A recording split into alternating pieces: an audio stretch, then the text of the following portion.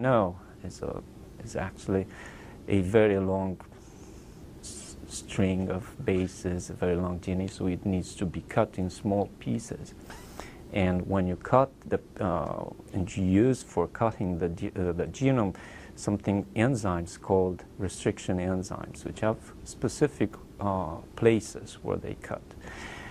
So when you cut the genome, then different pieces of the receptors I'm looking for, they will fall in different, they will have different sizes. So this way they can be separated. And when the probe will bind to them, then it will show whether there is only one or there are more than one. I work in the laboratory of Dr. Stacia Sauer.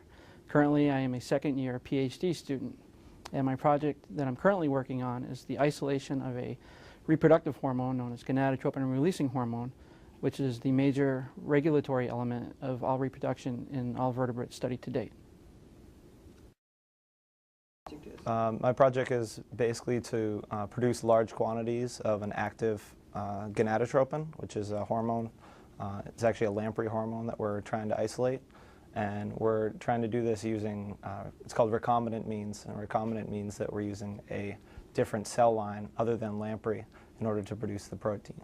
So the protein, gonadotropin releasing hormone, gonadotropin, we're isolating the beta subunit, but along with that, we are also trying to isolate it with its co-expressed alpha subunit. We want to produce it to develop the RIA in lamprey, and the RIA is the radioimmunoassay. The radioimmunoassay is one of the largest points in the lab, actually. It allows us to measure very small quantities of hormone through blood samples and any other type of purified collected sample that we use. So this way we're able to determine the amounts of my gonadotropin that are in individual lamprey samples. Anytime we run an experiment, we're able to test for gonadotropin. And so I guess the overall goal is to get an antibody produced for the radioimmuno. My name is Zoe Rogers. I'm from upstate New York outside of Albany.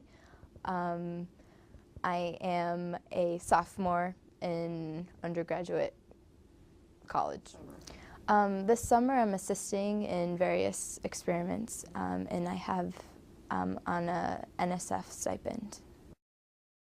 To meet a number of Dr. Sauer's collaborators, and of course it's been a great deal to learn from them, from their experience, from their way they're understanding things, even from their very particular way of approaching the experimental procedures. There's always something to learn.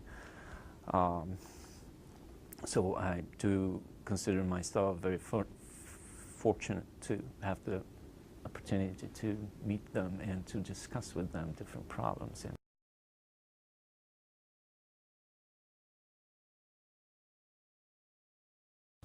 So in New England, we protect lampreys. Lampreys are considered really important for the ecology.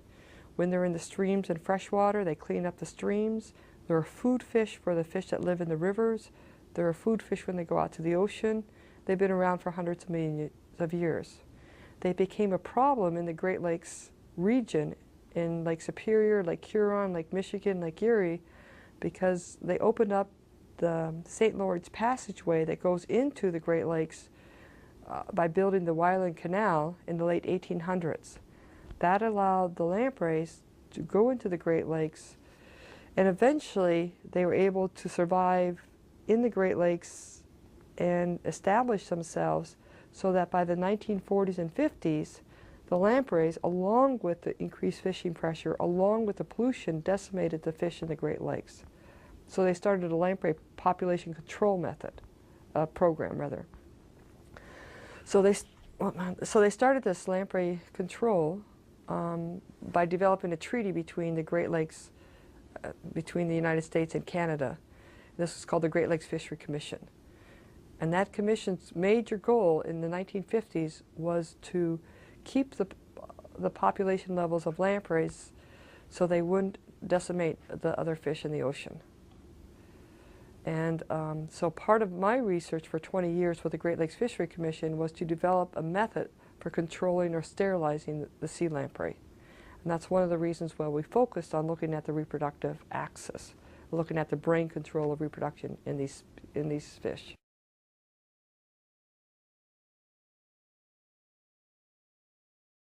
In the 1990s, they started a commercial fishery for hagfish on the East Coast. And the person that started it his name was Choi. He was from Korea. And the Koreans eat hagfish as one of the major fish that they eat. And they also have collected hagfish skin for years and years because they use that for wallets, they use it for belts, they use it for sandals.